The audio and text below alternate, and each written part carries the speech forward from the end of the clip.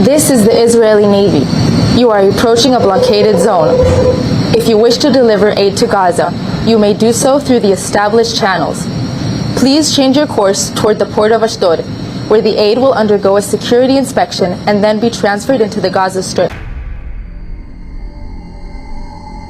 On the first days of October 2025, Israeli naval commandos stormed dozens of boats carrying hundreds of activists, not inside Gaza's waters, but in international waters, some 70 nautical miles from shore.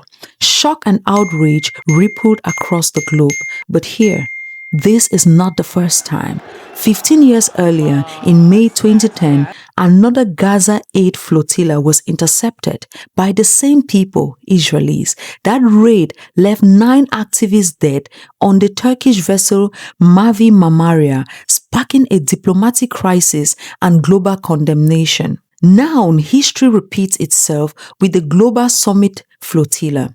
In this video, we will look at what the flotilla is, the mission it's set to achieve, how and when it took off for Gaza, who was involved, and how Israeli soldiers seized the ships, the wave of international reaction, and finally, what could we look at for the way forward. The Global Sumud Flotilla, or GSF, is a civilian-led non-governmental effort launched in mid-2025. Its name, Sumud, is Arabic for steadfastness, a core Palestinian concept of endurance under adversity.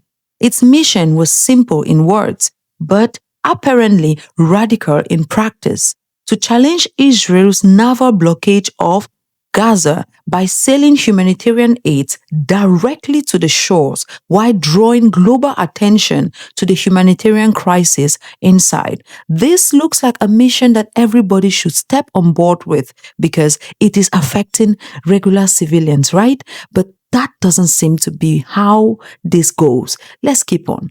How it began. Organizers pulled together a coalition of activist groups, human rights organizers, and medical teams and volunteers. By late summer of 2025, over 40 vessels had registered. The convoy included sailboats, fishing crafts, and a large ship or larger ships equipped to carry food, medicine, relief supplies, as well as the individuals who are going to reach there as probably medicals and other ways they can physically help the people who are there suffering this crisis. The movement drew participants from more than 40 countries across Europe, Africa, Asia, the Middle East, and the Americas, a mosaic of doctors, parliamentarians, lawyers, students, faith leaders, and artists. How the voyage took place. The flotilla began setting sail in late August and September 2025 from ports including Barcelona, Genoa, Tunis, and Catania. Organizers describe early harassments, drone flyovers, radio interference, and sudden mechanical troubles on some boats. In one case, a leading vessel was damaged in what they allege was an incendiary attack before departure. Still, the flotilla pressed on, converging in the Mediterranean and heading east towards Gaza. The interception. As the convoy drew nearer, Israel declared the area a combat zone and warned ships to turn back. On October 1st and 2nd, Israeli naval units moved in. Most of the flotilla's vessels were stopped and boarded in international waters. Soldiers seized control, cutting communications, towing vessels towards Israeli ports like Ashdod, and detaining passengers. Hundreds of activists were taken into custody, many now facing deportation. Organizers say 1 or 2 vessels may have escaped the interception, but nearly all of them were seized, which is really disturbing. International shock and the reactions. The seizure went far beyond the Mediterranean. Turkey condemned the raid outright, demanding the release of its nationals and recalling memories of 2010. Remember, this is not the first time. This is not Turkey's first rodeo with Israeli and intercepting boats at sea, okay? It happened before, leading to 9 people being eliminated. Protests erupted outside Israeli missions.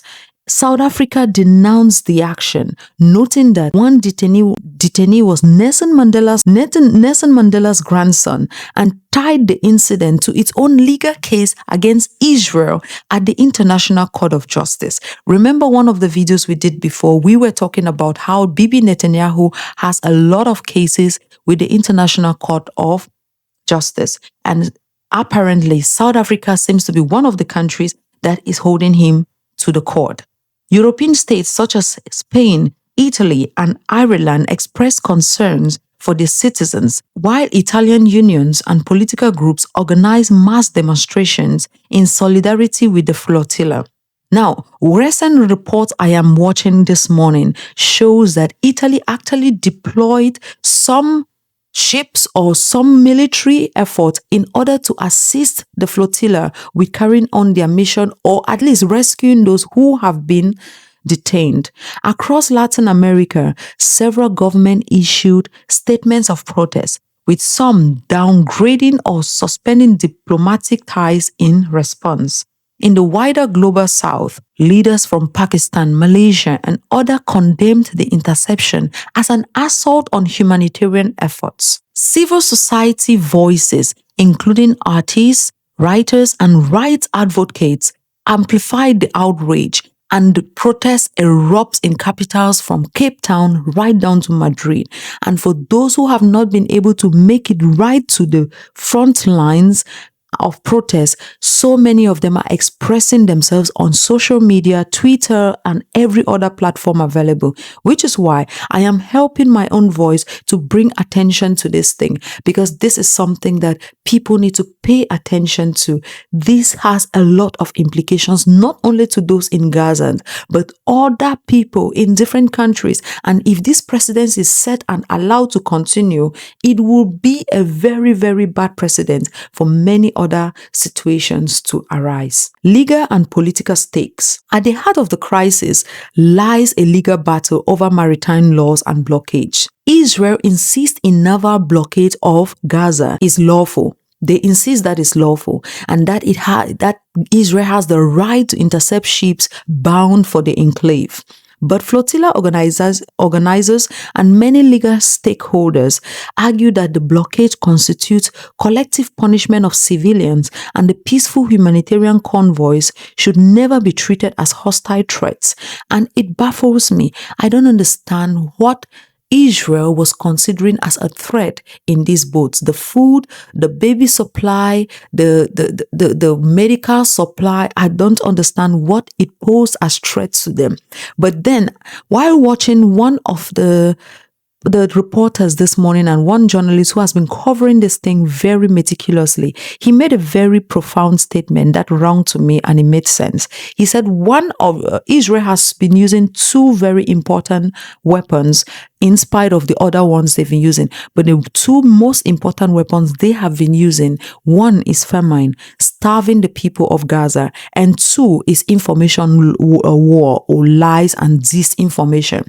And you can see that they are really thriving in this method, because I don't understand how is it that humanitarians carrying food, water, medicines to people who are actually starving in a war-torn zone, how does that constitute a threat to you, Israel, is what is very difficult to understand. The Global Sumud Flotilla has once again forced this legal and moral dispute into the international spotlight. And I believe that it is conversations that are worth having, because it is going to set a very dangerous precedent if allowed to just flow like that. The way forward.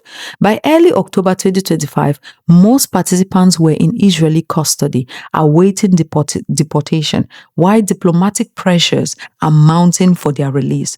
Organizers vow that the movement will continue, planning new efforts to bring aid, pay attention on Gaza's plight, and challenge the blockade. And I really applaud their courage and their stance on this. As in 2010, the flotilla has become more than a mission at sea. It is now a test of global will, how far states and civil societies are prepared to go to defend humanitarian principles in the face of political and military power. But then, I would like to also add here that thank God that we have people organizing things like the Global Sumud Flotilla and other flotillas to reach the shores of people who are in crisis, like the poor civilians, the poor humans who are in Gaza suffering what is ongoing there. I hope and wish that these flotillas can be organized and also reach the shores of other countries that are undergoing this thing. Let's take, for example, Sudan, Southern Sudan, Nigeria, Cameroon, Chad. There are so many more countries in Africa and the world that are undergoing set kind of problems. And I really wish to plead that some kind of efforts can be made to reach these people and also draw attention to the crisis they are facing, irrespective of how small, big, and mighty their influence in global stage would be, because it is what you do for the little people, the ones who have nothing else left for them, that really speaks volume of your character and who you are as a person. I hope that this gives you an idea of what is going on in the world. Please share it with your friends, share with family, and let the world know what is happening so that we can bring attention to the crisis that so many people are enduring worldwide. Well, this is me. Until next time. Bye. Video came out later of Israeli troops firing. So do you think Israel has learned that lesson and is now being very careful, with cameras watching, not to do anything too dramatic, but still to make sure they stop any boats from reaching shore? What they haven't learned is to respect international law. Because if they had respected international law, they wouldn't have gone to international waters to detain people, to abduct them, because that's what they've done.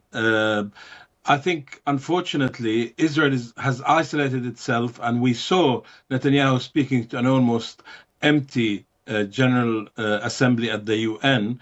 But in every field, whether it's academic, whether it's cultural, whether it's to do with discussions about whether Israel should be excluded from international football and European football, Israel is facing an isolation like it has never seen before. And it must be a shock to Israelis to see how isolated their country is. And it is all to do with the people they elected.